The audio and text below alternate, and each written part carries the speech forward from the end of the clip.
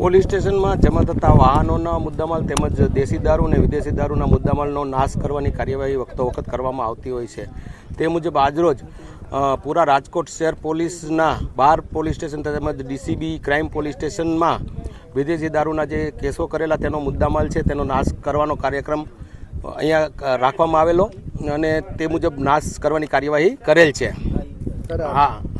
આ વિસ્તાર કુવાડવા પોલીસ સ્ટેશનની સોખડા ગામની સીમમાં આવેલો છે અને અહીં આગળ ઝોન 1ના 274 કેસોના 45,000 બોટલોના 1,16 લાખ જેટલો વિદેશી મુદ્દામાલ, ઝોન 2નો 261 કેસોનો 12,320 બોટલોનો 37 લાખનો મુદ્દામાલ, ક્રાઇમનો 80 કેસોનો 29,000 બોટલોનો 1,14 લાખ રૂપિયાની કિંમતનો મુદ્દામાલ, એમ કુલ મળી 615 કેસોનો 88,000 બોટલો અને 2,68,38,000નો મુદ્દામાલનો નાશ કરેલ છે।